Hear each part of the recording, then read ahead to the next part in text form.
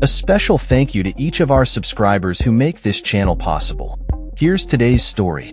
In a highly charged political landscape, Ukrainian President Volodymyr Zelensky is faced with one of the most challenging choices in Ukraine's recent history as he prepares to meet with allies at the G20 summit.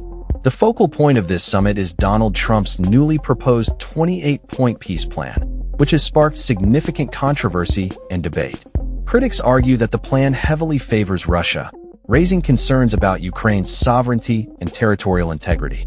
Senator Roger Wicker, a Republican from Mississippi, has been vocal in his condemnation of the proposal, labeling it a so-called peace plan that could force Ukraine to concede its lands to Vladimir Putin, whom he describes as one of the world's most notorious war criminals. In a video address, Zelensky emphasized his commitment to Ukraine, stating, "I will not betray Ukraine," and indicating his intent to propose alternatives to Trump's plan. This pivotal moment comes as Zelensky prepares to engage with allies at the G20 summit, where discussions will center on strategies to bring an end to the ongoing war. Sir Keir Starmer, the leader of the UK Labour Party, has also taken a stand against Russia, asserting that it is the only nation at the G20 not advocating for a ceasefire. He criticized Moscow for its recent military actions, including the deployment of nearly 1,000 drones and 54 precision-guided missiles within just a week. Starmer stated, "Ukraine has been ready to negotiate for months, while Russia has stalled and continued its murderous rampage." He called for unified efforts among allies, including the US and Ukraine, to secure a just and lasting peace. In a cautious response, Putin acknowledged the US proposal, suggesting it could serve as a basis for a final peace settlement.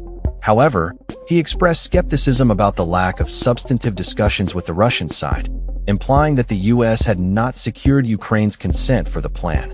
Meanwhile, Sir Keir Starmer is set to meet with Ukraine's allies at the G20 in Johannesburg to seek ways to strengthen the US-drafted plan. Reports indicate that Washington has pushed Kyiv to accept the proposal, which includes significant concessions from Ukraine, such as territorial compromises and a reduction in military capacity.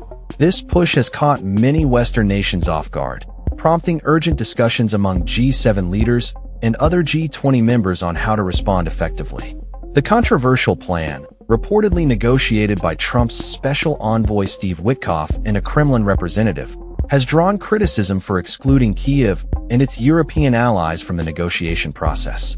Ahead of the summit, Starmer emphasized the need for Ukraine's allies to convene and discuss how to secure a full ceasefire, creating a conducive environment for meaningful peace negotiations.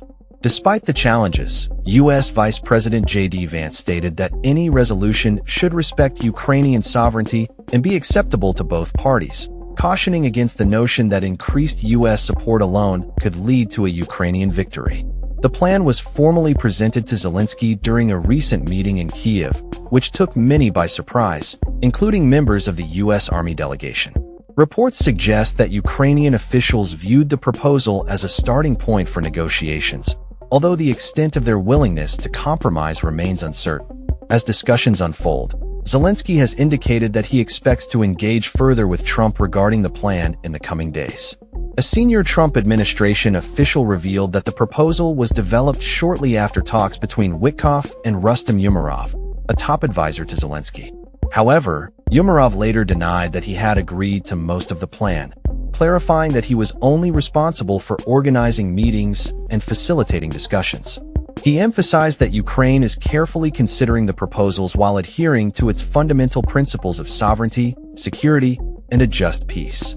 In a related development, a Ukrainian drone attack targeted energy facilities in Russia's Samara region, resulting in casualties.